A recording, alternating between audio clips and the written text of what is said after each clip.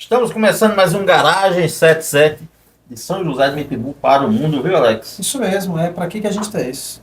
Hoje Ou quer dizer, aqui, é para aqui que nós hoje, estamos para isso. hoje tem a honra de estar aqui com meu amigo Carlos Silva, né? Carlos Silva do blog do KS. É assim, Carlos? É assim. Segundo meu pai, Carlinhos do Gás. Foi o primeiro a me entrevistar em São José de Mitibu, viu? E eu vou lhe dizer que eu lembro desse dia, viu? Falando sobre o quê? Fórmula 1, Fórmula 1, Rubinho, CDL. kart. É verdade. Falou sobre muita coisa. Verdade. E para mim hoje é uma satisfação ter você aqui, não para entrevistar, porque o Garagem 77 é um lugar de amigos batendo papo. Esqueça a câmera, esqueça microfone e vamos bater papo. Meu amigo, se apresente para quem não lhe conhece e para quem já lhe conhece também. Enquanto isso, eu estou aqui no Caneco de... Pois é, gente, eu quero agradecer, Edson, Alex,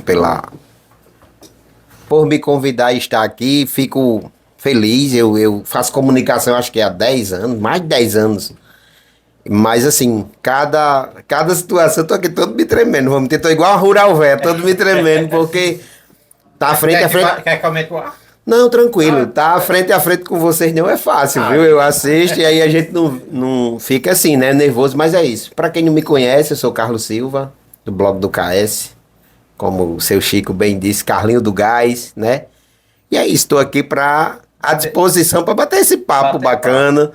Carlinhos é um cara muito versátil, né? Ele não atua só no gás, ele tem um leque aí de conselheiro tutelar, blogueiro, empresário, cozinheiro. Meu amigo, o que é que você não faz? A gente vai conversar, não, porque assim, aqui a gente monta roteiro, aqui a gente convida os amigos para conversar, para bater papo. Edson, eu digo que eu sou um sobrevivente, né? Eu vim sobrevivendo ao longo desse tempo. Cheguei em São José em 97, tinha 12 anos. E assim, eu venho sobrevivendo dia após dia, porque não é fácil. A gente veio do sertão fugindo da fome, né? Minha mãe separada, recém-separada. E meus irmãos mais velhos trabalhavam na construção civil e eu era o mais velho de casa com 12 anos. E aí a gente tem uma tia que mora aqui em São, que morava, né? Hoje ela é falecida. E ela disse: Luzia, tá na hora de ir para São José. E aí a gente veio com a cara e a coragem, e eu com 12 anos tinha a missão de sustentar a minha mãe. Eu digo isso, assim, com um sentimento de, eu acho que eu venci, cara. Talvez eu não tenha tudo aquilo que eu espere ainda, mas eu acho que eu venci, sabe, Alex? Estar em São José, da forma que eu cheguei, como cheguei, para hoje dizer assim... Até o nome eu mudei, botei com K. Ao invés de José Carlos, é Carlos Silva. Isso é sentimento de vencer, né? Então a gente passou por muita coisa, sabe, Edson? Por isso que eu admiro você, eu ainda lembro de você lá dos Pequenos Gigantes. Então, assim, você faz parte da minha história, sem você saber, mas você faz parte da minha história lá. Pô, eu vou entrevistar Edson, né? Então, é isso. Comecei, eu lembro... E vocês me digam aí se eu estiver falando demais. Eu tinha uma miragem. E naquele tempo o blog em São José tinha que participar da alta sociedade, mas eu não era da alta sociedade. Na verdade, eu não sou da alta sociedade. Então, mas eu comecei devagar. Carlinhos do Minas Gás, na época. Minha referência é Carlinhos do Minas Gás. Então, blogspot.com. Né? E fui começando a noticiar. Às vezes eu dizia: deixa eu ir pro teu aniversário que eu vou fazer uma foto pra postar no meu blog. Tá com meu bolo, Aí comi o bolo, né? Mas assim, e aí ao longo do tempo a gente foi aprimorando, mas eu digo assim, quem me conhece sabe, quem tem amizade comigo mais de perto, né? Assim, que convive no meu dia a dia sabe. Eu sou um sobrevivente e continuo sendo o mesmo Carlinho do Minas Gás. Isso aí sem dúvida, né? Porque assim, eu conheço Carlinhos de muitos anos e sempre foi essa figura espontânea, alegre, comunicativa, verdadeira. Eu lhe conheci através de Edinalva, né? Edinalva Edinalva da Damas História tinha um negócio de alugar roupa. É isso, Eu lembro que um primeiro evento que eu fui em São José, eu não tinha, Alex, um terno. E aí a Edinalva me emprestou, nem alugou. Ela disse, pega um desse aqui, veja o bicho passando aqui, porque não era apropriado. Então, assim, desde aquela época. Edinalva, né? Um abraço pra ela aí. Pois minha é, amiga. uma grande amiga. Rapaz, falar em terno, a primeira vez que eu usei um terno foi num casamento de. Foi meu casamento? Foi. Não foi nenhum evento da Becker, não? Não, foi não. Foi, enfim. 2000, Eu bicho, sei que- 2000 e... É, a primeira vez que eu aluguei o terno foi R$ 40, lembro até hoje. Era um boizinho. Eu usei. Tinha cabelo, viu, Carlinhos? Eu usei 3 dias o terno, né? E aí eu dou paquerando já minha esposa, né? Que era lá da igreja. E aí, quando terminou o casamento, eu Ficou bonito. convidei ela para comer uma pizza lá na Mil Delícias. O garçom foi Rogério. E eu tinha tirado meu primeiro talão de cheque, né? Não sabia nem como é que funcionava. Aí se você botava o dinheiro ali, lembra até na hora de pedir a conta, né? Aí deu R$ 24,75. Aí eu estirei o talão de cheque tirando aqui. Fiz um cheque de R$ 25, pode ficar com troco. Aí, o cliente pensou que eu tinha dinheiro, eu disse, é isso aí. Eu contei o cheque voltou, mas enfim. As histórias de. A gente começa a aprender da vida assim, pagando uns micos, né? E o grande lucro foi eu ter casado com o Cleide. Verdade, olha aqui, ó, a figurinha bonita que nasceu dessa relação, né? Uma das, né? Uma das, gente. Uma das. Carlinhos, se você me Rocha. permite, gordo? Vontade. Você falou uma coisa, cara, e assim, que me chamou a atenção. E que eu vejo que isso é muito de pessoas da nossa geração. Às vezes mais evidente, eu vejo que isso ficou muito fixo na tua história de vida. Né? Você fala que com 12 anos de idade, você chegou aqui com a tua mãe, com a tua família, você é o filho mais velho, né? Dos que vinham pra cá, tinha outros mais velhos, mas precisava, né? Tinha os seus afazeres, e aí os que moravam em casa, eu era o mais velho, né? Assumia a responsabilidade de dono de casa. Você falou de uma coisa que hoje, talvez como pai, pelo menos eu estou olhando para mim e vejo que Edson também faz muito isso e muitos outros, da gente permitir com que os nossos filhos vivam o tempo deles, né? Mas talvez eles não tenham a noção, e muita gente que ele conhece talvez nunca tenha ouvido isso, de que você com 12 anos de idade, uma criança ainda, assume um papel de responsabilidade de adulto. Enquanto hoje, a gente está buscando fazer o quê? Deixando as crianças serem crianças, né? Hoje a minha filha mais velha tem 12, e eu conversando com ela, eu falei, pré-adolescente. Ela, não, eu sou criança ainda. Eu falei assim, eu com 11 queria ser adulto, né? Eu falei, cara, que coisa. Normal, eu saí da adolescência o ano passado. Como é para você olhar essa responsabilidade? Hoje você com 40 e algum ano, vamos 43. 43, né? Não era para revelar a idade, né? Mas entre os homens isso, né? Depois que algumas coisas se vão, né? Pois é. Tô deixando eu crescer aqui para não evidenciar. Né? Mas você hoje, 31 anos depois, olha só, né? 3 décadas depois, como é olhar para aquele Carlinhos de 12 anos que venceu uma série de jornadas, mas de olhar para aquele garoto e pensar assim, quanta responsabilidade ele tinha de adulto para uma criança, e aí hoje, não sei quantos anos tem teus filhos, mas de olhar e falar assim, poxa, a diferença que existe aqui é eles terem a liberdade de viver a idade deles. Eu vejo, sabe, Alex, Edson, assim, eu digo o seguinte, hoje eu tento ser o pai que eu não tive, né?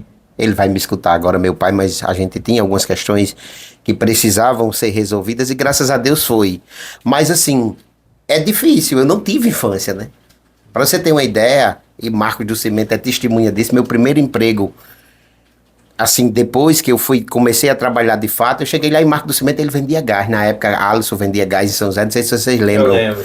E eu digo, Marcos, eu preciso trabalhar, porque eu preciso fazer alguma coisa que eu preciso levar o sustento para dentro de casa. E aí Marcos disse, eu tenho uma bicicleta de carga e eu preciso que alguém faça a entrega. Não tinha questão do trabalho infantil, não era tão abordado como é hoje, né? Que hoje eu digo que não é para ser feito, até porque, como conselheiro, eu não posso apoiar o trabalho infantil. Mas aí ali eu comecei a trabalhar com o Marcos, né? Cara, eu já cheguei a entregar quase 600 gás em uma bicicleta de carga. Eu digo, Marco, você me explorou. E não encareceu. Você me explorou, né? Mas assim, então eu não tive infância. Então hoje eu olho para meus filhos e eu digo assim, eu quero ser o pai que eu não tive. Minhas filhas estuda, né, a gente garante, eu tenho um adolescente com 14 anos que é um desafio grande no mundo de hoje. Eu quero dar responsabilidade a ele de adulto. Ele, pai, mas eu ainda sou adolescente, né? Ele é malandro também. Ele né? Mas assim, mas é muito difícil, sabe, a gente olhar lá para trás e dizer, poxa, eu tenho uma cena, sabe, Alex e Edson, que me marca muito. Muito mesmo. Minha mãe, ela já chegou a lavar uma pia de louça para ganhar um pegado de uma panela. Eu não vou prolongar essa história aqui, mas isso me marca muito. Por isso que eu digo muito, quem chega no meu restaurante, se não tiver dinheiro para pagar, come, se tiver com fome. Porque a pior coisa que um ser humano pode passar é fome, né? Eu lembro quando eu ia deixar as compras de seu pai, volta e meia, ele chamava a gente para tomar um café, seu Chico. Então, assim, e são pessoas, por isso que eu não tive infância, então minhas amizades era seu pai, eram as pessoas que já tinham a responsabilidade de adultos, né? Então, eu digo que eu não tive infância. Eu com, sei lá, 14 anos, doido pra namorar. Quem era que queria namorar com um menino fedorento a pastel, Edson? Passava... Mas isso são histórias que vão ficando. Eu via, eu passava ali na Praça do Girimum, teve uma febre em São José, não sei se você lembra. Pastel de 10 centavos. O pastel de 10 centavos, lembra? De vento. Pronto, de vento. A gente, eu trabalhava fazendo aqueles pastéis. E as meninas que passavam, elas não queriam. Como era que ela queria namorar com o vendedor de pastel? Mas Deus tinha reservado minha esposa, a gente vive hoje há 20 anos, e eu digo que Deus, ele vai trilhando o caminho da gente, né? A gente só pastora as coisas, né? E Deus, ele vai conduzindo. Mas assim, eu não esperava nem abordar esse tema, assim, porque... Aqui a gente não tem falta, mas eu vejo muito assim, até depois do que foi semana passada pra gente, são esses momentos da vida que são valiosos, né? Porque você está falando de sobrevivência lá atrás. Sobrevivência mesmo. De responsabilidade de adulto numa criança de 12 anos. Hoje a gente busca levar o ensinamento da autonomia, da responsabilidade pelos nossos filhos, que muitas vezes não é captado. Talvez a gente não esteja sabendo fazer, né?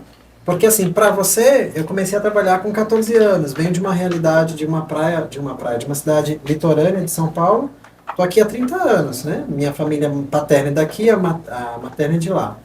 Mas de uma realidade totalmente diferente da qual as minhas filhas vivem hoje. E uma coisa que eu considero fantástico, assim, qualquer pessoa, né? E aí você fala, seu pai estava lá em tais momentos. E o que ele foi com você, ele nos seus 90 anos é até hoje. É até hoje, né? Me marcou aquela cena na padaria. Eu até falei hoje numa live que eu fiz, porque é o seguinte, não cortando seu raciocínio, é raro a gente ver isso hoje.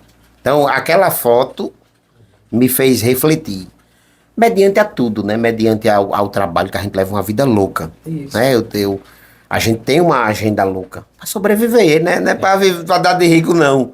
E o mais importante que eu vejo assim nisso tudo é a história de vida que cada ser tem. Então, assim, por exemplo, essa conexão de você com meu pai não tinha, porque eu também passei muito tempo fora de São José. Hoje estou muito tempo em São José, mas muitas vezes muito home office, né? Edson que tem me tirado mais do home office, me trazendo mais aqui para o garagem. E isso é muito legal de se ouvir, porque a superação, todo mundo, ou digamos assim, é o que eu digo muito também com a história de Alcimar Cortez, né? Sim. Quem conhecer Alcimar Cortez hoje vai achar que é um cara sortudo da vida, quem você... o cara é conselheiro, é comunicador, tem um restaurante, mas e a história? Né? O que você... E o processo. O processo. E é isso que eu acho interessante. Escolhas que talvez você pudesse ter feito que te desvirtuasse daquilo que você escolheu caminhar e trilhar. Isso é bacana, sabe? Mas aí é o senso da responsabilidade, né? Eu digo da minha turma, dos meus contemporâneos lá do Tancredo, só tem eu e Sivoniel vivo. Todos já se foram. Porque eles viveram na nossa época, mas tiveram acesso a outras coisas. Ainda bem que Carlos Silva não teve acesso a essas outras coisas, né? Eu digo, de se envolver na criminalidade, graças a Deus. O poder da escolha e escolher o caminho certo. Né? É isso. o que a gente tem, é o poder da escolha. Né? Mas é muito difícil. A gente hoje faz essa análise, voltando, faz 20 anos que eu sou conselheiro. Quantas pessoas eu não já atendi, quantos pais eu não já atendi. E isso vai muito e eu digo isso, mas os estudos avançaram, a questão da desestrutura familiar. Né? Se você não sabe, aquela cena que eu vi vocês três lá tomando café, pronto, aquilo ali pra mim me deu assim um estalo. Pô, será que eu tô fazendo a coisa certa? Eu saio de casa de 6 horas da manhã, muitas vezes não tenho nem tempo de tomar café com meus filhos. E me mando no meio do mundo na correria. Então, assim, foi uma cena que, pra vocês, pode até... foi mais uma foto, mas não foi. Tá aqui, eu nem postei ainda, porque eu tava querendo encontrar a legenda correta pra poder postar, pra gente passar uma mensagem, sabe? Sem querer expor seu Chico, mas eu mostrar naquela foto que é preciso a gente valorizar a família, que eu acho que é o que tá faltando. É isso. A gente se preocupa muito com o ter, né? Com o conquistar. Que é natural. E esquece o primordial. E às vezes pra quê? Quantas mães eu não já atendi no conselho que diz o seguinte, quando vê o filho estirado na rua porque foi assassinado, ela diz, mas eu poderia ter feito diferente. Então eu passo por isso. Então assim, eu acho, eu não sei qual é, eu ainda não descobri pra que é que eu vim pra cá, pra esse plano, porque assim, eu já passei por tanta coisa, sabe, Alex? Sabe? Se foi pra fazer macarronada, tá aprovado. Pronto, se foi pra fazer macarronada, eu comi essa semana lá e meu amigo. Tá entendendo? Aquela Então carne ali é um espetáculo. é difícil hoje você ver essas cenas, não tem. E assim, é interessante, né? Porque aquela foto, para mim, ela traz um significado diferente da leitura que você fez. E que é parte de um processo. Né? E o que você fala, assim, daquilo que significou para você, acho que na essência é um homem de 90 anos com seus 2 filhos e um homem que tem um significado para você. Né? Isso é bacana. Carlinhos, e o conselho tutelar? Como foi que chegou na sua vida? Conselho tutelar. Porque a gente sempre conheceu você como Carlinhos do Gás e depois Carlinhos do Conselheiro. Mas aí o tempo passa, a gente não lembra do processo e os anos passam rápido. E quando veio Carlinhos, Conselheiro tutelar. Que a gente ganha o sobrenome do que a gente faz. Até hoje eu sou Edson da Becker, eu sou Edson da Bodega, do Alegria e Companhia. Vai ganhando, né? Edson de Cleide, Edson pai de Ayrton. Agora você ganhou essa, Edson pai de Ayrton, né? Né? Tá vendo aí? A referência, tá vendo? Eu sou Ayrton, filho de Edson, não. Eu sou Edson, pai de Ayrton. Pai de Ayrton. Também, né? Então, e aí tá dando um show aí, né? Nas edições dele. Deslanchando aí. Mas o conselho, eu fiquei no Minas Gás, né? Trabalhei porque tava cansado. Minas Gás, 7 anos no Minas Gás. Bujão também não. Minas Gás. Mas aí no Minas Gás eu já era gerente, né? Né? Aí já. Mas aí chega uma hora que cansa, chega uma hora que. E aí, Jamaci foi vereador em São José e a gente bateu as ideias e ele disse o seguinte, eu por ideologia fui votar nele e ele disse, vai ter eleição para conselho tutelar e você vai ser candidato, porque eu vou ser candidato a prefeito e você vai ser conselheiro e quando eu for candidato a prefeito, você vai ser candidato a vereador. E aí alimentei esse desejo, né? E fui ser candidato, fui o conselheiro mais votado, viu, São José? Acho que naquela época eu tive 998 votos. Eu voto demais. Voto de vereador. Elegia 2 vereadores, dependendo da agenda. E aí, quando cheguei no conselho, eu me apaixonei. Gosto, eu acho assim, que a minha parcela de contribuição no conselho já chegou, porque faz 20 anos. Né? Mas assim, eu adoro a área da proteção. É lá onde a gente pode garantir direitos. Eu sou um garantidor de direitos. Tem ideia do desafio que seria? Nada, cara. Na época, eu acredito, olha aí. Quando eu entrei na época do Minas Gás, isso em 2009, eu acho que eu ganhava 6 salários mínimos no Minas Gás, porque eu tomava conta até da Paraíba. Eu vim até a Paraíba com o Rogério Cunha Lima. Então eu ganhava 6 salários mínimos naquela época. Então, eu vivia bem, né? Dava para ajudar minha mãe, dava para manter a família. Já tinha família nessa época. Aí fui pro conselho para ganhar um salário mínimo. Um salário mínimo. Cara, quando eu recebi o dinheiro, eu não sabia nem o que fazer. Não vou mentir, não sabia. O resto? Cadê o resto, Começou né? só da liga. Pronto. Dava pra fazer alguma coisa? Rapaz, aí eu tive que me reinventar, né? Muito, Pronto, né? aí foi onde eu comecei, o blog já tinha, aí foi, eu digo, eu vou partir para outra veia aqui, porque eu acho que o blog dá para ganhar um dinheirinho com os empresários, uma matéria, um aniversário, aí foi quando eu comecei a cobrir aniversário e comecei a ganhar um dinheirinho, né?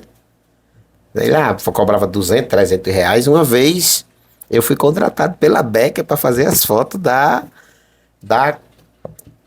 como é, do final do ano, da confraternização. E aí, não sei se você estava lá nesse ano, não sei, não lembro não. Se não tava, ele foi. Mas eu não sei. Eu sei que eu cheguei lá, cheguei todo acanhado, porque eu não sabia como era. Não lembro quem foi a pessoa que me contratou, não sei se foi Sheila. E aí eu tomando cachaça com um homem lá, né? Um cara lá, moreno, e eu tomando cachaça. Filho. Aí, conversando, a pessoa que me contratou, não lembro se foi Sheila de Seu Lima, não lembro. E aí ela disse, você sabe quem é esse homem? Aí eu disse, não, tô aqui, ele me atendeu tão bem, eu tô tomando uma cachaça com ele. Astriel, né? Não conhecia, não. E vai estar aqui. É, né? Vai estar Aí- aqui em breve, viu? Ei, Edson, chegou a tremer as pernas. Eu digo, eu tô tomando cachaça com o dono da Beca. Né? Multinacional, é multinacional? É. Então, assim, Hoje é. Do Brasil pro mundo. né, De São fui. José para o mundo. Eu fico tão feliz quando eu vejo produtos, né? Coquecia, Becker, no supermercado que a gente vai para Natal, a gente vê na capital. Eu não olho nem preço, eu sou barrista. Pronto. É de São José. Eu sou desse jeito. E aí a gente foi acontecendo. E aí o blog estourou. Não sei se vocês lembram, teve uma invasão, teve uma parada gay em São José, não sei disso. Aí qualquer coisa você corta, viu? Depois. Na época você chamava a parada. Teve uma parada gay e teve uma invasão na igreja. Eu lembro. Lembra disso? Teve. A igreja disse que foi uma invasão, os organizadores disseram que não foi, enfim. Eu estava no momento certo, na hora certa e fiz a cobertura. Invadindo o. Eles entraram, né? E você foi ver que confusão era Não, aquela. e aí eu fui vendo confusão, eu disse, isso aqui merece gravar. E gravei e postei, inclusive, os meus vídeos se viram lá, não sei se é. Sei não, eu sou ir pra Roma, foi como prova lá, então o blog deu aquela Tá derranchada. abençoado. E aí pronto, a gente estourou como blog, aí fiquei paralelo, né? Carlos Silva, era Carlinho do Gás, aí Tássio disse, né? Tássio que trabalha lá no Coxinha, Tássio de Tássio Reinaldo, Cruz. Tássio Cruz, ele disse, ó, tá na hora de você mudar, você nem é mais Carlinho do Minas Gás, vamos mudar esse nome, vamos dar uma repaginada no seu blog, você agora vai se chamar Carlos Silva. Então vai tendo essas participações, né? Tássio é um grande Tássio, amigo meu. Inclusive, vai estar aqui com a gente em breve, viu, Tasso? Tássio é um Tássio gênio. é fera na questão de definição de marca. Pronto. Eu gosto muito do trabalho dele. E aí Carlos Silva ficou até hoje, né? Aí o povo tá desvirtuando agora pra Carlinho da do chefe, mas eu não quero não, eu Não, quero ficar sempre Carlos Carlos Silva. Silva. Eu quero ficar Carlos Silva. É um nome forte. E essa sua estratégia de botar o K gerou uma marca muito legal. É como o Edson fala, é um nome forte. É um nome forte. Passou o Conselho Tutelar até hoje, 20 anos, né? No Conselho. 20, Dá pra. dá pra escrever um livro, eu É. queria ter tempo pra escrever esse livro. Mas me diz uma coisa, dá pra relatar, assim, cara, esse caso aqui me marcou mais do que todos que eu já. Teve alguma situação perrengue, Tem vários. correu, Tem vários. levou né? as carreiras. Leva, ameaça, né?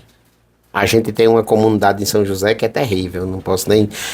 Não é no centro da cidade, Não. mas é que você, para entrar, você precisa de permissão, sabe? Você precisa ter essa permissão. E vários abusos sexuais. O primeiro caso de abuso sexual que eu peguei, eu tive que passar por um acompanhamento psicológico, porque para mim, eu achava que aquilo não existia, né? E somente em 2025 a gente teve 28 casos de abuso sexual. Porque o trabalho do conselho ele é tão restrito que a gente não pode estar divulgando essas coisas. São informações internas, né? E se você me perguntar assim, qual é o que foi que me marcou ao longo desses 20 anos, eu atendi uma criança que o pai era um pastor. Não era daqui, eles vieram de fora e o pai era pastor, mas a criança ela tinha as orelhas toda quebrada, como se fosse de luta de MMA, nariz. E aí a gente atendeu essa criança e esse pai tinha tentado afogar essa criança num balde d'água.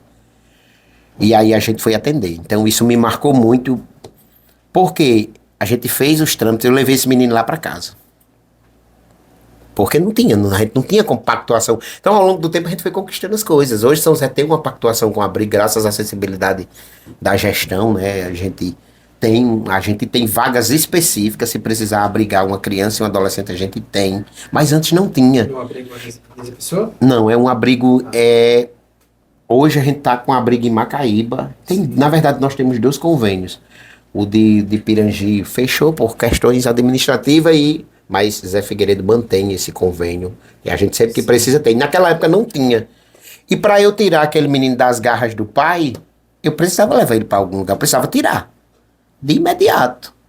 Porque senão amanhã ele poderia estar morto. E aí foi eu e Jéssica de Liquinho, que na época era conselheira tutelar, a gente tirou. Aí Jéssica disse: Carlinhos, eu só moro com o pai, eu não tenho como ficar com esse menino não. Pega que é teu. Qual é a idade? Eu acho que ele tinha uns 3 anos, não me recordo agora. Mas ele tinha aversão à figura masculina. É tanto que eu tive que sair da minha cama para ele dormir com minha esposa, porque ele não. Eu chamava ele para vir e ele não vinha, né? Não vinha pro braço. Ele tinha aversão, porque era onde estava o sofrimento, era onde marcava ele, né? E aí a gente fez todos os trâmites. O pai entrou com a liminar, tirou esse menino de dentro do Valfredo. O diretor do Valfredo na época não era nem Clóvis Sarinho, era Valfredo mesmo. Ele disse: você vai ter que deixar. Porque eu me agarrei com ele e disse: não vai. Pra mim, aquela ordem judicial, aí o diretor me chamou, um cabo experiente, um homem experiente, disse: olha, decisão judicial a gente não se discute, a gente cumpre. Mas eu saí de lá tão frustrado, né? Por causa dessa situação. E esse menino, infelizmente, ele se perdeu. Iguais a ele, tem outros assuntos, tem outros exemplos que vai marcando. Mas aí eu entendi uma coisa. A minha atuação vai até aqui. Hoje eu consigo chegar, Limitar, né? sair do conselho e deixar lá. Pronto, hoje eu consigo. Depois das 5 horas da tarde, eu saio de lá e deixo o problema lá. Mas é muito difícil. Sendo pai, sabe? Porque você se torna empático, né? Aquela criança, a situação, a vulnerabilidade que você vê. Por outro lado, eu imagino também que tenha casos que você olha assim e fala: valeu a pena que a gente conseguiu a reversão de uma situação. A gente tem um caso, teve um caso de um tráfico de criança aqui que a gente conseguiu desbaratinar, sabe? Então valeu a pena, né? A gente olha hoje, eu ainda tenho contato com essa mãe. Na verdade, ela foi aliciada desde o período de gravidez, que era a questão da adoção à brasileira, né? E ela foi aliciada, mas aí quando chegou na hora que pariu, tinha um anjo de Deus lá que chamou o conselho tutelar e a gente viu que não se tratava. Porque antigamente até podia. E hoje pode, é legal, a entrega legal, existe a entrega legal. Então qualquer mãe que quiser entregar seu filho lá no ato, pariu e quiser entregar, a unidade que atendeu ela tem a obrigação de receber essa criança. Ou seja, ela não é obrigada, mas antes não tinha. Por isso que havia o tráfico, né? Tráfico? De crianças, né? Eles compravam, vendiam, enfim. Mas é isso. Isso é meio que os bastidores da sociedade, né? É um negócio meio cabuloso. Cabuloso. Mas existe. Mas existe. Existe. E assim, a gente precisa ficar com isso. Eu acho que para ser conselheiro tem que ter. Eu digo Dom. muito o seguinte. Tem que ter um dom. Eu acho que não é nem dom, Edson, porque é questão de você se posicionar mesmo como autoridade. Nós somos o único órgão que exercemos, não a magistratura, mas nós temos poder de decisão. Eu posso, claro, dentro do fundamento legal, né? Chegar e dizer o seguinte: isso vai acontecer em alguns dias numa comunidade aqui. A gente já atendeu a mãe, já atendeu, e ela não muda. Então a gente vai retirar as crianças. Então o Conselho Tutelar, né? o Conselho Tutelar é o único órgão que tem essa autonomia, porque a gente fala em nome da criança. Da Então, proteção. integral. E se não agir naquele momento, pode ser pior. Pode ser pior. Então, assim, eu tive um caso de um pai, ele era policial federal, saiu até o arquivamento agora. Ele arrancava todos os dentes de leite, ele arrancou todos os dentes de leite da criança. Ele era de um outro estado, tinha ganhado a guarda, a mãe também não era daqui. Isso são casos que o pessoal vem migrando, né? Aparece a situação, aparece São José. E aí, ele tinha uma decisão judicial que dava direito a ele de pegar a criança na hora que ele bem quisesse e bem entendesse. Porque ele, como ele era de outro estado, vinha ao estado só para questão de férias, então deu essa liberdade. Então ele usava isso para fazer isso com a criança. A gente atendeu essa criança, pediu o psicólogo e a gente mudou a decisão judicial depois de 6 anos, para você ver como a justiça saiu agora. Eu recebi antes de ontem a decisão que ele me colocou na justiça, porque eu mudei uma decisão judicial. E aí o juiz entendeu que a gente fez tão somente para proteger a criança. Então, a gente tem, o conselho tem essa prerrogativa, né? De agir na ausência. Primeiro é família, depois é Estado. Se esse povo, eu digo muito à Lu da assistência, olha, a gente trabalha quando vocês falham. Então, pelo amor de Deus, não falhe não. O trabalho faça, mas é isso. Então, eu acho que ser conselheiro tutelar foi uma das maiores escolas para mim, assim. Eu cresci muito com isso, porque a gente vê cada aberração. Você ainda se pergunta qual é, quem não sabe por que veio. Porque eu tô com a minha mente tão a mil que eu ainda tenho projetos futuros. Então eu digo assim, a gente fica... É interessante, cara, a gente conversando aqui, a pessoa nunca bateu papo aqui sobre sua função no Conselho Tutelar. E a gente como pai, eu como avô, também tenho uma netinha de 5 anos, né, Thalita, e tem Levi pequeno com 6, os outros já estão grandes, Carol e aí já estão aí criados, mas aí cada situação com a criança, a Alex que tem filha também, a gente se coloca no lugar naquela situação e começa a imaginar os nossos. E isso é tocante, isso é emocionante. Isso é doloroso a gente ouvir. Né? Precisa tratar, né? E aí, para você entender qual é a sua posição. Existe alguma preparação? Você falou uma coisa interessante. Existe alguma preparação para o conselheiro tutelar? Ele é preparado psicologicamente? Por exemplo, alguém vai entrar agora no conselho tutelar, como você entrou há 20 anos atrás. Ele é preparado psicologicamente para amenizar pelo menos os primeiros impactos? É nada. Existe a capacitação, né? Que é técnica. É uma capacitação técnica para você conhecer o ponto, né? Nada. Mas assim, como eu disse a vocês, né? O primeiro caso de abuso sexual, eu tive que passar pelo acompanhamento. Eu pedi, minha gente, eu preciso. Porque aquela cena vinha na minha mente. Então hoje, a gente atendeu, sei lá, 26, 28, acho que. Para mim é normal. Eu já normalizei. Porque faz parte do meu convívio. O conselho existe porque existem essas demandas, entendeu? Mas se colocar no lugar de pai e mãe, a gente se coloca. Agora eu acho que com o amadurecimento, a gente tá com uma turma nova de conselheiros, Danilo, excelentes conselheiros, e tem hora que eu digo, epa, vocês não são pai, não são mães, a gente vai agir dentro da lei. Entendeu? Eu tenho uma prima que é conselheira tutelar lá em Goiânia. E que é Jailma. Acho que eu conheço, viu? Eu conheço essa turma todinha. Eu conheço o Rio Grande do Norte inteiro. Já viajei com o Rio Grande do Norte inteiro como conselheiro. E a gente conversa muito sobre algo. Mas é difícil, é muito difícil, sabe? Mas assim... E todas as vezes, ao longo desse tempo, eu vi a lista de candidatos, sabe?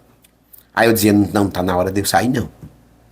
Porque você se apega tanto que eu digo, não tem ninguém que vá conseguir tocar. Hoje nós temos Rosa Caetano lá, que é uma excelente conselheira de primeira linha. Eu digo, Rosa, hoje eu saio do conselho tutelar tranquilo, porque eu sei que o conselho vai estar em boas mãos. Enfim, vamos embora. E a do chefe? Vamos falar de comida agora. Vamos falar de comida. Encher a pança. Como foi que surgiu a do chefe aí? Hoje a gente vai explorar a carne aqui. Quem manda ser multifacetas? Tem um soldado aí batendo incontinência, mas vai ficar pro final. Eu quero saber essa história, viu? Quero saber da do chefe. Rapaz, a do chefe foi interessante, Edson. Eu fui candidato a vereador 2020 e acabei com tudo, né? Já não tinha muita coisa. Ainda mais ano de pandemia. E aí fiquei zero. Sabe o que é zero? É difícil uma campanha, Edson. Você não foi, não foi? Eu fui pré-candidato, né? E não... Aí não concretizou, né? Concretizei, apoiei Dalton, partos do... Graças a Deus que você não foi, amigo. Eu digo isso hoje, eu acho que eu tô saindo dessa veia política, dessa política mesmo partidária, de Então tem estar que- em bastidor. Então vai ter que ter um substituto, né? 2028 tá vindo aí. Pois é, mas é sofrido. É sofrido você romper, lá vai eu falar de política, minha gente. Não, mas a gente vai falar também, né? Não. É sofrido romper essa barreira, a gente vai falar mais na frente, mas a do chefe saiu disso, a gente saiu de sair. Eu perdi uma campanha, fiquei sem nenhuma perspectiva. Sabe aquela hora que você zera, que você olha e diz assim, E agora? José? A festa acabou, não tem mais mulher, né? Não tem uma música que diz isso. E agora, José? E aí eu fiquei. E eu pedi a Deus uma solução. Por quê? Porque o pouco que eu tinha construído ao longo desse tempo foi embora. E aí foi quando eu conheci Sara. Ela vinha de Július, trabalhou em Július. E ela tinha um desejo de montar uma cafeteria. E a gente juntou, compramos um fogão velho. Pronto, são coisas que marcam a gente. Ontem eu renovei a cozinha da gente, né? Comprei fogão novo, comprei freezer. E isso vai... Passa Eu sou filme, muito, né? eu sou muito de guardar momentos, sabe? Eu sou muito assim, eu preciso ser estudado. Então, era o carro descendo a minha mercadoria, eu lembrando. Pô, eu comecei com um fogão de R$800 que fui buscar na Zona Norte. Sabe? Um jogo de panela. E eu já do chefe, graças a Deus, a gente tem um nome em São José. Né? A gente mantém essa posição aí, graças a Deus, o melhor parmegiano da região. Sem dúvida. Eu Né? sou fã de Basta parmegiana. a gente comer um parmegiana lá. Vamos comer quando a gente sair daqui, a gente vai pra lá comer um parmegiano, né? E aí nasceu disso, a necessidade, né? Eu sempre fui assim, é sempre. Pronto, aí nasceu a do chefe, ficou na cozinha da minha casa, que a gente não tinha condição mesmo e foi evoluindo. Delivery, aí surgiu a oportunidade de vir pro centro, né? Com Kellyanne. Kellyanne disse, Carlinho, montou uma cafeteria e não deu muito certo, ela não se identificou com o comércio. Perguntou se eu queria. Eu disse, eu quero. Qualquer roupa veste um nu, né? Eu não tinha nada, ela me deu a oportunidade de ter. Então a gente tinha 3 mesas, que era uma cafeteria, então 3 mesas, eu digo, Zirene, tá na hora, Zirene é minha esposa. Luz Zirene, a gente chama Zirene. Tá na hora da gente ir pro centro. Ela disse, mas homem, tu é doido? Eu digo, sou doido. Vamos pra lá, que a Eliane deu pra gente por 6 meses. Dá pra gente começar, vamos fazer o seguinte, vamos vender só parmegiana, que eu já tinha essa ideia formatada na minha mente, né? Eu queria colocar algo que vendesse só massa, só macarrão. Aí ela disse, vamos orar? Eu digo, vamos, mas Deus já tá mostrando, mas vamos orar. E aí fiquei de dar uma resposta a Kellyanne, ainda disse assim, Kellyanne, se você arrumar outra pessoa, porque eu fiquei com medo, era algo novo, né? Dá medo. Dá medo. A gente tava consolidado em casa, aí era 2 operações. Zona de conforto. 2 operações, né? A marmitaria funcionava na minha casa, porque aqui não tinha espaço, lá perto da Cacau Show. E à noite a gente trazia. Aí era uma viagem danada para trazer macarrão, porque aprontava tudo lá e trazia tudo pronto para o centro, né? Mas deu certo, Deus foi abençoando. Aí surgiu a oportunidade de Paulo, né? Aqui Paulo ia fechar, ou fechou. Deu pro menino, para Arthur administrar, e não deu muito certo. Aí ia alugar para um bistrô de Natal. Aí eu disse, Paulo, vamos fazer o seguinte, me deixa na fila. Porque dá certo. Aí eu digo, mas ele disse, tá quase tudo certo com o menino. Mas aí eu digo, tá bom. Também, aí não me preparei financeiramente para isso, né? Aí ele disse, não, o menino não quis o ponto, você quer? Eu digo, quero. E sem R$1 no bolso, viu? A gente que é empreendedor, é isso mesmo. Tem dia que tá com 50 mil no bolso, tem dia que tá sem nada, não, Edson? Exatamente. E aí naquele momento eu não tava. Aí eu fui, vou vender o carro, vou ficar a pé. Aí Zirene olhou e disse, tu vai vender o carro? Eu digo, minha filha, faz 20 anos que você mora comigo, faz 10 anos só que eu tenho o carro. A gente andou 10 anos a pé de bicicleta. Vamos fazer o seguinte, deixa eu seguir meu instinto. Vendi o carro, ela não apoiou muito, eu fui. Aí Deus vai apresentando as pessoas certas na vida da gente. Deus vai colocando as pessoas certas, né? E eu achei um comprador pro carro, levantei o dinheiro. E a gente tá aí hoje, já tá pequeno. Graças a Deus, tô pensando em fazer uma reforma para ampliar. Tava dizendo a Paulo, precisa de mais espaço. Manda a Coserne-se embora. Manda a Coserne-se embora. A Coserne que arrumou dele fui eu. Foi. Eu soubesse. Manda a Coserne-se embora, que eu tô precisando de espaço. Mas é isso, sabe, Edson? Eu acho que eu sou... A gente é de desafios. Pronto, aí vai vir o projeto do chefe Pipa. Sim, do chefe Pipa. Tô formatando aí. Agora pra lá eu preciso tá bem alicerçado, que é um mercado diferente, é uma cidade diferente, né? Então, precisa estar mais alicerçado para isso, mas tem orado a Deus para ver se ele confirma, não, ele já confirmou. A gente tá dando os primeiros passos. Mas a gente que é empreendedor, a gente não para. E as esposas da gente é que fica perreada, né? Porque assim, quando acha que a gente sossegou, aí surge outra ideia. A gente acorda 2 horas da manhã, tive uma ideia. Eu sou desse jeito. Né? Caderninho do lado da cama, já não tá aqui. E você só amanhã sabe se a ideia vai fluir se você testar, né? Se você É. testar. E empreendedorismo, assim, hoje eu estava numa reunião aqui com o pessoal da Caixa e eu falei assim, eu poderia ter prestado concurso na mesma época que meu primo Francisquinho, né, para Caixa, e meu primeiro emprego foi como menor aprendiz na Caixa. E é um banco que eu gostava, aprendi muita coisa ali. Eu falei, mas o que me fez decidir lá, acho que Francisquinho agora fez 30 anos não, 30 não, 20 e poucos anos de Caixa. O que me fez decidir não fazer o concurso? Tá na hora dele sair da caixa. Deixa ele lá, ainda mais tempo na Caixa. Não falei da caixa. Não, eu sei, mas é melhor estar na Caixa do que no armário. Né? Mas aí eu falei assim, porque naquele momento lá eu já tinha certeza de uma veia empreendedora. Então eu olhava, o empreendedor ele tem um instinto, ele tem um perfil, ele tem um comportamento de inquietação. Isso faz parte da característica, né? Agora, no Brasil, na maioria dos casos, né, a gente não é treinado para ser empreendedor, a gente não é treinado para lidar com gestão financeira, a gente não é educado para essa questão. E aí isso se torna um desafio, porque na hora que você vai fazer um investimento em pipa, ou você quer mudar de endereço, quer ampliar, se a gente tem esse aprendizado antes, cara, uma coisa é você empreender do zero. Eu me coloco em alguns desafios nesse sentido de, esse projeto, por mais que haja um recurso para que não for, esse projeto ele vai ter que nascer do zero. O que para mim não é nascer do zero, é com R$0, né? Edson acompanhou no passado um evento em Natal, né? O Empreende RH. Sim, o Empreende. Bicho, uma loucura. Eu falei assim, poxa, apresentei uma ideia para um diretor de uma empresa em Recife, que eu nunca conheci, né? Que eu nunca tinha visto. Fui conhecer o produto que ele tinha, e aí daqui a pouco eu chego para a gerente que me apresenta o produto e falei, rapaz, eu estou com uma ideia, eu quero fazer um evento para 40 consultores, gestores e empresários aqui focado com RH. E algo muito novo. Eu fiquei assim, eu falei, cara, e agora, né? Não, vamos fazer uma reunião com o diretor. Apresentei a reunião para o diretor, estou dentro. Eu falei, só que eu não tenho R$1 para te trazer. Ele falou, não, cara, a gente está entrando em Natal, você faz parceria com a gente, beleza. Cara, quando terminou aquela web ali, que terminou a videoconferência, eu fiquei assim... E agora? Não tem uma inscrição e o cara vai vir. Daqui uma semana depois, o cara tava lá com a inscrição, já tem inscrição, já tem o hotel reservado e a passagem de avião. Eu falei assim, e agora? Cara, Edson até acompanhou, o Garage 77 fez a cobertura do evento. E O assim, Fusca Pocoyo foi. O Fusca Pocoyo foi. Aí tu marca, fez né? a cobertura. Aí tu fez a cobertura. Foi massa. E é um projeto do zero. Então, o empreender traz esses desafios, né? E a cada situação dessa, a gente vai aprendendo e se fortalecendo. Né? Eu sinto falta, sabe, disso em São José. Volte os pequenos gigantes, porque a gente precisa se fortalecer.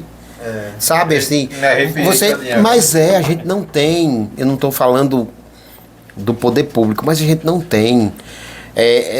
São José, e eu digo isso, é como uma competição. Pô, eu não sou competidor de ninguém, né? A gente é parceiro. Era isso que eu ia falar. São José, eu estou falando de São José, porque é São José que eu moro. A gente vive daqui, a gente tira o sustento daqui, né? Isso pode ser a realidade de todas as cidades. De grande parte. De grandes comerciantes. A gente senta, eu tive à frente da UPG, né, na União dos Pequenos Gigantes, com Ana Paula, seu Antônio, da Tornearia São Tomé, Dilson Chaveiro, Carlinhos, Edinalva. Alex já veio para... Não conheceu a UPG? Não, eu nessa época eu morava em Natal. E eu me lembro de você conversava, a gente conversava um pouco das vezes que eu vim aqui. A gente fazia uma movimentação, porque... Alex, eu via ele atrás dos ônibus, né? Dos outdoors, era negócio para quem tem as coisas, né? A gente via a CDL como a CDL é para os grandes. Então vamos fazer a UPG, União dos Pequenos Gigantes, porque a gente se achava pequeno. Muita gente ali começando a sua empresa, a sua carreira. Mas a gente movimentava, a gente fez pit stop, a gente adesivaça, a gente juntava para comprar a embalagem junto. E aí quando a gente vai ficando amadurecendo, o PG acabou, tudo.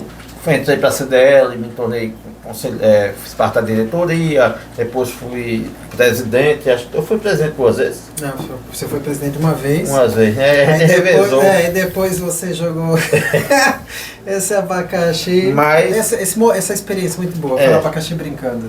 Mas assim, aí com a CDL, a gente sentiu, na verdade, eu, Alex, Edu, a realidade do comerciante. Né, de não estar unido, de se enxergar como concorrente. Eu lembro que quando eu tinha uma Alegria e Companhia, veio uma colega aqui de São José que montou uma empresa no mesmo segmento, chegou para mim e disse: Edson, eu queria até conversar com você, porque agora a gente vai ser concorrente, eu queria que você não ficasse chateado comigo. Eu disse: concorrente? Não, a gente vai ser parceiro. Porque quando eu não puder atender, você vai atender. Né? Eu entrei no ramo de marmitaria, o que teve de gente, que foi inclusive com Sara, que foi parceira de Ricardo, o que teve de gente chegar aí, vocês agora vão ser concorrentes, não sei o que. Não é. Cara, você tem 47 mil habitantes numa cidade. Os 47 mil come, não come? 47 mil, é isso que eu digo. Eu atendo 5%. 5%.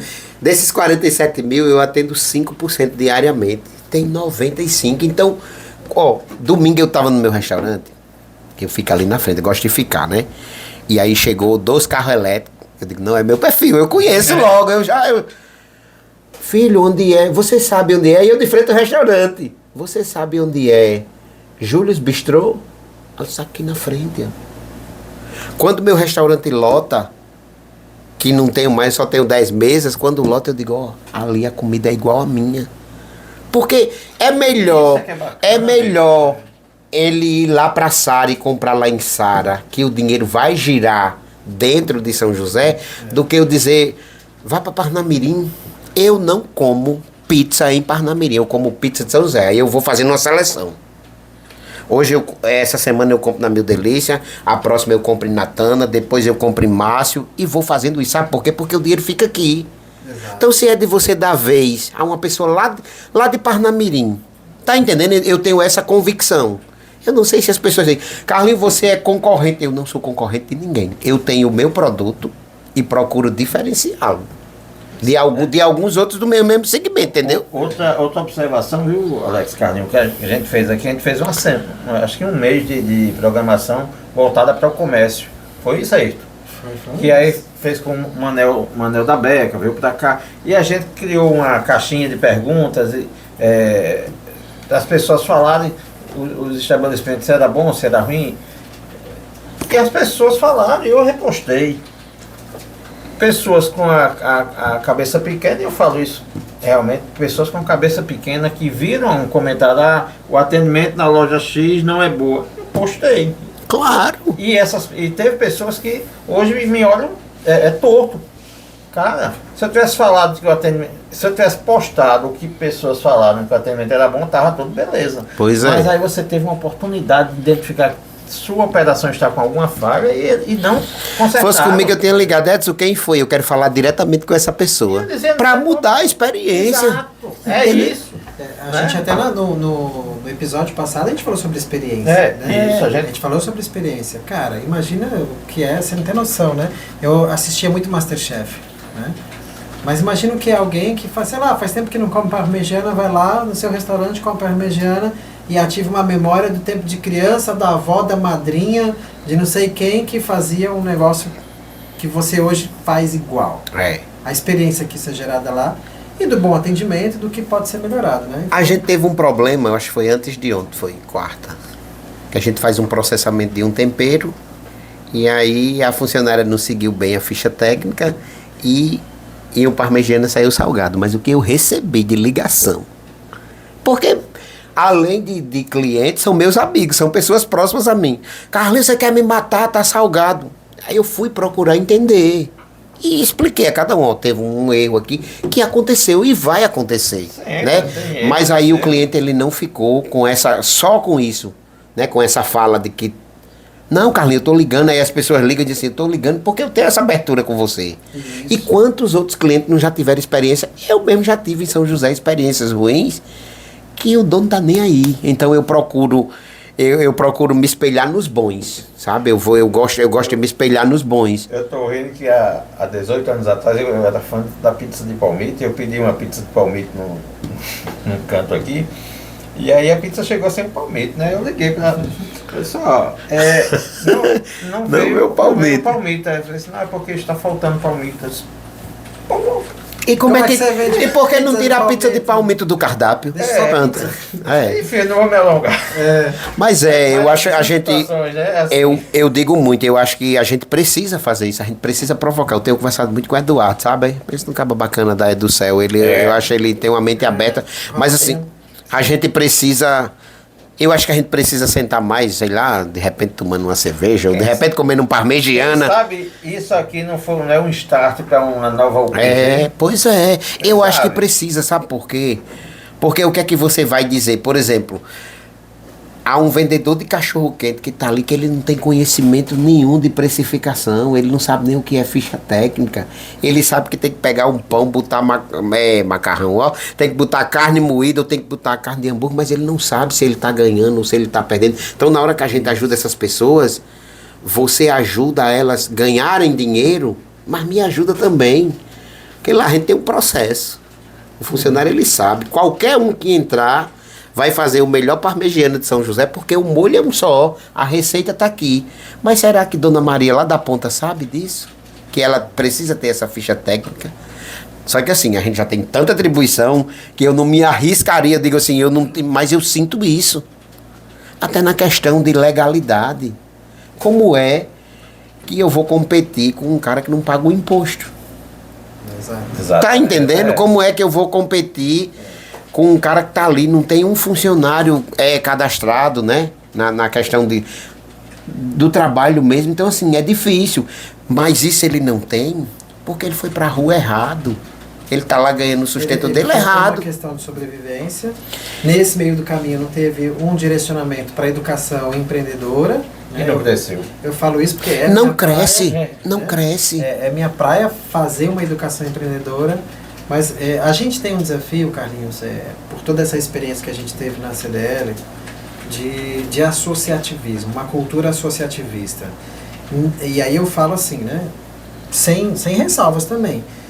Se alguém em São José prega de que a gente vive associativismo, isso é superficial e mentiroso. Não que a pessoa tenha intenção de mentir, mas de que isso não é uma prática. Né? Porque você quer ver o que é uma cultura empresarial associativista? Olha para o estado de Santa Catarina. Ah, porque é o sul. Não, é porque é cultura. É diferente. Então, a gente precisa, dentro do seu segmento, que eu até falei no começo, antes da gravação, eu falei assim, pô, tem um cara que eu admiro nisso, que é Júlio César, né? Que hoje está lá no Latte 28, né? Mas Júlio César, eu vi ele conversando, acho que Silvio Nelson, né? Que eu só chamo de irmão da Marrom Glacé, né? Falando, cara, pega esse produto, faça assim, não sei o que, mude isso, incremente aquilo. A última vez que eu tive no Marrom Glacé, chegou o Júlio lá. Né? Ou seja, um cara que tem um conhecimento grande, tem uma experiência grande, entende que no mercado que cabe para todos tem uma parcela que é que ele escolheu trabalhar e compartilha conhecimento. Né? E aí é o que você fala, pô, eu tô aqui, mas apontei para ali, porque o que tem aqui tem ali, e todo mundo pode, numa colaboração, fazer isso junto. É aquela frase, né? Uma vela, uma chama, nada se... Uma chama perto da outra nunca se Não, apaga. uma vela nada perde quando com a sua chama sendo uma chama que está apagada. Pois Exatamente. é. E assim, a gente precisa, essa coisa do dinheiro circular aqui é extremamente importante, né? Eu acho que tem um insight aí do que a gente está falando agora aqui, eu acho que vai precisar sair alguma coisa nova nisso daqui. Porque hoje eu estava tendo uma reunião... Estou pensando aqui, já com várias ideias aqui desse bate-papo aqui. Eu estava numa reunião com o tem... pessoal da Caixa, justamente falando sobre o desenvolvimento da economia aqui. Então existem várias linhas, por exemplo, de financiamento para MEI, né? Eu entendo que uma linha de financiamento você precisa fazer estudando como é que você vai aplicar o dinheiro e por aí vai. Mas a gente precisa, acho que vale a pena ressaltar o que o secretário Zé Ivan está fazendo, que é o desenvolvimento do programa DEL, Del. que os empresários, né, o comerciante local tem a chance de participar do conselho, é a hora de você estar com a gente para mudar essa realidade. E às vezes é desafiador conseguir trazer pessoas para estar dentro desse movimento. É difícil. Entendeu? Porque o próprio comerciante, o próprio empreendedor, ele vai se limitando. Por exemplo, eu já atendi vários clientes meus que ele diz o seguinte: ah, mas eu não venho muito aqui porque seu restaurante é mais de rico e eu tô querendo quebrar essa cultura, eu quero atender todo mundo. Eu quero que o cara vá comer parmegiana, tenha essa experiência, independente de ser Alex, independente de ser Edson. Eu quero atender todo mundo. Então, assim, eu tô desmistificando isso. Não, ó, eu tenho... claro que você vai ter que dar seu segmento. Meu restaurante, ele não é um bar, então a pessoa não vai lá para tomar cerveja, né?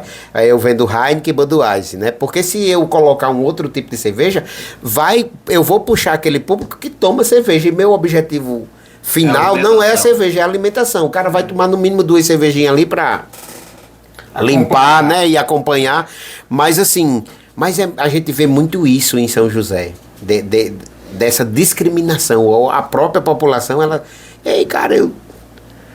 Tanto com R$50 no bolso, eu vou comer a melhor pizza de São José. De rico ou de pobre? De rico e de pobre. Pois é, pronto, eu digo isso. Aqui, do jeito que eu atendo o prefeito que vai lá, Atende Edson. eu atendo todo mundo. Então eu digo muito isso. E digo com uma frase só, mas eu sinto essa falta. Falta esse apoio. Você se apoiar, por exemplo, tem um negócio na Pague Menos, né? Que você faz, você emite o cupomzinho, né? Quando você compra, aí tem lá 30% não sei aonde. Cara, se a gente fizesse um negócio daquele em São José, o cara que come meu parmegiana, ele vai lá no menino do telefone, ajeitar o telefone. Eu já cansei de falar com os mais... Existe, né? Esse é um projeto. Pois é, mas aí eu fico vendo, porque eu fico vendo como é que a forma de eu aumentar a minha venda.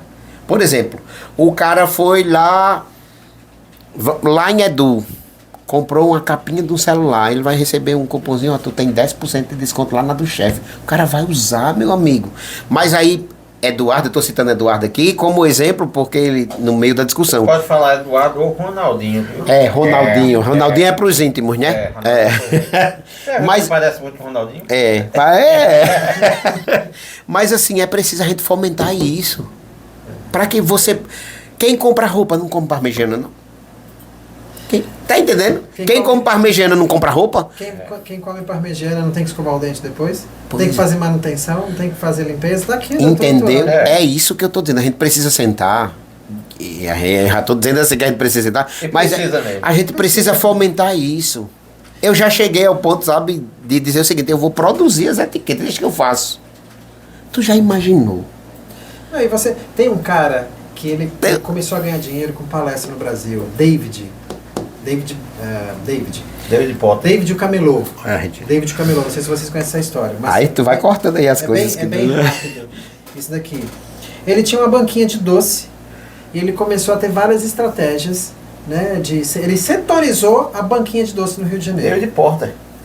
David Porter, né? O Camelô. E aí ele setorizou. Passou o pessoal de empresa, de escritório, consultoria, viu aquilo, pô, esse cara aplica estratégia de marketing disso, daquilo, no carrinho de confeito. Né? No carrinho de confeito de doce. E aí, interessante que quando você preenchia o teu cartãozinho de fidelidade ali, você ganhava uma limpeza de fluxo que ele tinha em parceria com o dentista na mesma avenida. Esse cara foi visto, foi estudado, foi percebido, pô, bicho, você faz isso, que não sei quem aplicou tal conceito, tal teoria. Ou seja, pegaram esse cara, transformaram ele num personagem, num produto, e ele começou a fazer dinheiro, mas fazer muito dinheiro, falando sobre a experiência que ele gerava no negócio desse. Né? E basicamente, o que você está falando é o que o David fez. É o que o Davi fazia. Né? E que foram várias situações discutidas. Então, assim, essas ações são legais a partir de como esse movimento ele começa, com uma pequena ação. Faz sentido, por exemplo, para você a parceria com o Edu? Faz a parceria com o Edu. Faz sentido para você a parceria com o Antônio? Faz você a parceria com o Antônio. Sabe como é que isso vai ganhar força? Quando as pessoas verem que a tua prática se tornou uma prática de excelência, de referência. E aí o que é legal, porque você vai ser conhecido além. Você vai ser conhecido pelos teus clientes, pelo Parmegiana e pelo comércio local, pelo cara que teve uma iniciativa diferente de parceria. A gente precisa ser barrista, a gente a gente precisa ter por São José a mesma paixão que o pernambucano tem pelo seu Recife. Que o caicoense tem pro caicó, É. né? Entendeu? Caicó importa, né? Pois Os é. maiores blogs de Natal, eles são lá. E, por exemplo, Thaisa Galvão, Thaisa Galvão, amiga pessoal minha, ela tem prazer de dizer que eu sou de Acari, né? Tem esse pertencimento. A gente precisa ter A isso gente aqui. precisa disso. É por isso que quando eu começo aqui, eu começo com a frase de São José de Mipibu para o mundo. E foi uma frase que eu ouvi Dona Cátia, dona da Becker, falar pra gente. Que assim, a gente vê, né? A Becker, os produtos Harop, é de São José para o mundo, né? E mais do que nunca, até do que o Bruno disse no último episódio, que para mim foi muito marcante aquela experiência, ele falou assim, gente, vocês precisam trazer pessoas de fora para conhecer São José do Mipibu. Tem tanta coisa aqui fantástica para se conhecer e se experimentar. E a Becker, de São José para o Mundo, hoje é o Coco-C, a Tropical Coco de São José para o Mundo, a Cachaça Mipibu, hoje de São José para o Mundo. Eu vi uma postagem esses dias aí de Fábio com a cachaça em Paris, né? Quebrando fronteiras, né? Verdade. Indo além. A gente precisa acordar esse povo para dizer o seguinte, eu não gosto nem de usar essa expressão menor, mas assim, é unir todo mundo. Eu acho que precisa dizer, ó, gente, vamos fazer o dinheiro da gente circular aqui mesmo. Vamos fazer. Se você prestar atenção, e eu fico avaliando isso. E aí, não é política. Não é política, mas eu fico observando. Eu desejo de melhorar. Mas eu fico observando. Quantos secretários nossos vai na Praça do Futuro? Toma café em Dona Mocinha. Né? Então, é isso que eu estou dizendo. Para parte da gente, a gente tem essa ideia, mas é preciso São José, sobretudo as cabeças pensantes, quem manda, quem tem o poder de mandar, viver São José. Anda nos comércios de São José, você encontra Júlio, você encontra Carlos Silva, você encontra Edson, encontra você lá na Panificadora Santana. Você já viu, por exemplo, uma figura importante de São José, da política de São José, tomando café no mercado? Bruno Dantas está indo, né? Vai. Mas será que ele já foi lá em Dona Mocinha, escutar Dona Mocinha? Né? Eu estou citando Mocinha porque eu tomo café lá também. Lá em Rogério. Então a gente precisa fazer com que essas pessoas vivenciem isso. Aquele pão sertanejo lá de Rogério. Pois é, vai chegar na praça e vai ver que aquele banco é duro para sentar, pô. Sentir na Entendeu? pele, Sentir né? na pele a realidade. Ó, Pensei- Alex, de frente ao meu restaurante corre uma lama. É verdade. E, Essa questão de ser... e aí eu disse, eu vou fazer uma mesa aposta 2026, eu sou meio polêmico. Vou fazer uma mesa aposta, vou tirar uma foto e vou dizer, estou aguardando os deputados que querem voto em São José do Mipibu para jantar no meu restaurante. Ponto. Esses caras não vivem, cara, é de Camarões pra cima. E a gente, né? Tá entendendo? É isso, tá entendendo? É isso que eu tô dizendo. Então assim, é preciso dizer isso porque as pessoas precisam acordar, bicho, é difícil. Cara, o que você fala eu acho que vai muito em sintonia e é assim, eu não vou falar que é pra não dar spoiler, né? Não é não spoiler. Mas tem tudo, acho que o episódio 50, eu vou repetir ele, acho que pela terceira ou quarta vez nesse episódio, Carlinhos, que foi o da semana passada, que a gente escolheu falar sobre experiência, ele foi um grande despertar.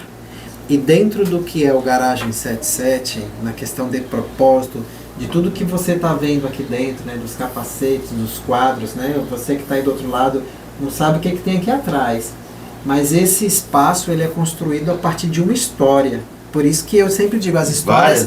Várias histórias. Por isso que essas histórias são importantes, né? Então, o capô do motor do Fusca, essa placa DR 4053, isso daí é uma história. Não é uma remontagem, é uma história. E a gente tem a oportunidade de dar valorização às coisas do nosso município vivendo essa experiência e chamando as pessoas para viverem essa experiência, né? Então, amigo, se você ainda não se conectou com a tua missão de vida, nem se preocupa, porque pra gente já está muito claro quando você conta a tua história e o que você vivenciou na tua adolescência, que traz os valores para tua família, mas do que você experimenta no conselho tutelar, de como você coloca isso no blog e hoje como empresário, o que você faz, tá? Então assim, tem umas coisas que estão se conectando de ideia aí, Edson tá sabendo o que eu tô falando, né? Que se resume em experiências, né? Vai muito nisso. Vou me calar, mas tem história ainda aí de um soldado. Até finalizar, tem um soldado Vasco que eu adoro, assim, calma, soldado. Eu sei que você talvez seja seu amigo, porque sempre tá no blog do Caio. Você sabe quem é esse soldado Vasco? Que história. Calma, soldado. Calma, soldado. E aí, que soldado é esse, cara? Mas um bom jornalista O que é que nunca. você pode falar Olha, um desse bom tempo? jornalista nunca revela suas fontes, Eu mas. tenho até medo. Né? Mas assim, o soldado, ele é um cara antenado, né? Ele sabe de tudo, dos bastidores. Só que ele disse assim, ele disse o seguinte, ó, Carlinhos, não fale nada de mim lá, porque ele não quer aparecer. Mas ele conhece todos os trâmites. Ele tá no meio do poder, ele tá na rua, ele conhece tudo. Então, assim, é um grande produto, viu? O Soldado Vasco foi um grande produto. Que a gente conseguiu, Edson, com a ajuda do soldado, mesmo a gente tendo, né, um lado político partidário, a gente conseguiu fazer as duas coisas ao mesmo tempo. E quando a pessoa chegava e dizia, ó, eu não tenho culpa não, viu? Foi o soldado Vasco é que falou, eu não falei não, eu sou apenas um canal. Mas assim, é isso, é da inquietude, sabe? De estar inquieto, de você ver que o soldado, ele tem essa inquietude. Poxa, porque do São João, naquela época. Mas ele puxa questões que vai muito além dessa. Cidetinha no São João. O soldado Vasco dessa, é antenado, ele né? opina. Ele opina, ele dá a opinião dele como pessoa, ele vai lá e diz, ei, tá na hora, viu, político, de mudar essa prática. Teve uma questão aí que teve uma personalidade que viajou para Lima. E aí o soldado teve acesso a essa informação. Aí perguntou, Carlinhos, pode postar? Eu digo, eu posto, não é você que tá dizendo? Mas foi instantâneo. 5 minutos depois que eu postei, a pessoa ligou. Rapaz, não faça isso comigo. Eu disse, amigo, não foi eu não, foi o soldado que me disse. E você tá em Lima, no Peru? Tô. Então pronto, tá vendo como é a verdade? Mas assim, a gente não pode revelar muita coisa não. Deixa ele no anonimato, vamos ver o que é que ele tem. Eu gosto de seguir o soldado Vasco. Quando eu vejo lá o que tá em vermelhinho lá, esse rapaz, o que é o de hoje. Mas o soldado Vasco é danado, né? Eu gosto demais. Vai dos bastidores, da política, vai pra tudo, né? Ele não começou a falar do comércio não, né? Ainda não. Não, mas não vai acontecer. Nem precisa. Carlinhos, eu queria agradecer de coração você ter vindo hoje aqui me dar a honra de bater papo com você. Um cara que eu sempre admirei, que eu sempre tive uma abertura muito grande e no bom sentido da coisa. Sim. Né? E a gente foi uma satisfação não ter você aqui na nossa garagem, bater esse papo. Sim. Né? A gente ri, a gente se emociona, a gente se indigna. Aqui é um centro de emoções, né? De situações. É ou não é, Alex? É verdade, é verdade. A gente tem um lado sério, tem um lado quinta série que sempre se Quinta eterniza e série que muitas da vezes a gente é gente imoral. segura bastante. Então, assim, talvez muita gente nem. Eu fico pensando, rapaz, esse negócio aí eu vou ter que me segurar muito quando estiver gravando o podcast, porque às vezes as pessoas pensam que eu sou muito sério, mas no relacionamento a gente tem amizade de 30 anos. Então a gente sabe as palhaçadas que. Vocês têm um relacionamento, vocês dois. Tem um relacionamento de irmão. 30 anos. Ó, quinta série. É. Isso é disso que eu tô falando. Né? Então, assim, a gente tem um lado sério tudo e tal, mas eu tenho muito do extrovertido quando me sinto muito à vontade. E isso vai ser um caso a ter uma autodisciplina aqui, né? É verdade. Mas a gente brinca muito um com o outro, assim, E acho que o humor, Carlinho, ele faz parte da vida, né? A gente não pode deixar de, nos momentos mais críticos, dar risada de si mesmo, dar risada de uma situação. Isso é bacana. Então, assim, é uma grande satisfação, porque um bate-papo como esse me permite conhecer mais de você, me conectar mais com você, né? De ter essa abertura, como o Edson fala. E isso é importante. E é disso que a gente precisa no nosso dia a dia, nas pessoas que vão no seu restaurante, nas pessoas que se conectam com você no conselho, né? Com a vizinhança. E isso é muito legal, né? Então, assim, a nossa gratidão, porque o teu tempo é precioso, mediante as inquietações que você tem no teu dia a dia, e você esteve aqui com a gente, né? Então, assim, gratidão, cara, pelo abrir espaço da tua vida pra gente aqui e para todo mundo que está acompanhando a gente também. Eu que agradeço, né? Eu digo muito isso, eu sou muito verdadeiro. E tudo que foi dito aqui foi com verdade, sabe? Assim, eu não quero ser. Eu já tive a oportunidade até de ser um personagem. Mas eu sou isso aqui. Você vai me ver no restaurante, vai ver na minha casa. Eu sou isso aqui. Então, assim, estar hoje com vocês, para mim, foi um privilégio muito grande. Né? Eu agradeço. Deus, ele coloca as pessoas certas. Eu digo muito isso, as pessoas certas na hora certa. Então foi a hora de eu estar aqui, foi a hora de eu poder contar um pouco dessa história. Talvez eu nem tenha contado isso em nenhum outro programa que eu participei. Essa minha realidade, porque é algo tão pessoal. Mas aí com vocês eu me senti à vontade, né? De poder partilhar isso, de poder dizer, pô, eu passei por isso. E isso serviu para isso, né? Serviu para a gente crescer. E é isso, eu agradeço imensamente aí. Vamos fazer essas inquietudes, vamos sentar nos bastidores para a gente pensar outras coisas. Vamos conversar mais. Mas agradecer, dizer a vocês aí, aos ouvintes, né, os telespectadores do Garagem que assistam, né, que é sempre bom. Eu sempre assisto e vejo que é sempre bom. Tenho assistido as últimas entrevistas e é bastante produtivo, é enriquecedor. Acho que a gente precisa disso. As pessoas precisam ter a sua devida... me faltou uma palavra, reconhecimento, né? Pô, eu disse na minha live hoje de manhã, eu vou ser entrevistado lá no Garagem 77, vocês assistam, viu?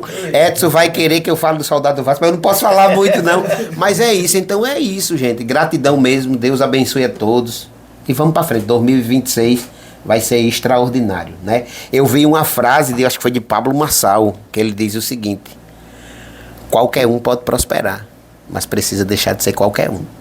Eu vi recentemente. Eu vi recentemente. Então é isso. Gratidão. Obrigado.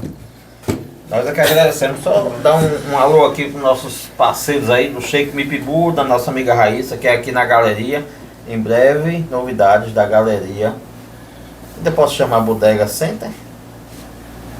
Pode, né? Novidades. Novidades. Vamos lá. Deixa acontecer. Deixa acontecer. Dentre muitas, né? Dentre muitas. Momento de saúde do nosso amigo Antoine. Também vem com novidades aí para 2026. Está batendo na trave já. RC Marcas e Patentes, que é quem registrou a marca do Garagem 77. Você que não Vou sabe. precisar dos serviços então. Então, vou intermediar. Quando a primeira logomarca da gente tinha o símbolo, o desenho do Fusca. E aí nós fomos contestados, sabe por quem? Não pode ter a Volkswagen contestou, a gente já mexeu com grande. Diga aí. Aí o bom foi que surgiu a nova identidade, que ficou muito mais bonita, feita por Ayrton Campos. Marmoraria Sagrada Família, nosso amigo Baralho, pedra de granito, o homem que entende de pedra, viu? Bancada, soleira, é com ele mesmo. E Complexo Educacional e Refinamento Escolar, da nossa amiga Patrícia Araújo, psicopedagoga, que esteve aqui recentemente no nosso garagem, batendo um papo rico de conhecimento. Um abraço aí para Patrícia e Del. Cleiton Renova, cara que deixa o estofado aí brilhando, também vai estar aqui em breve.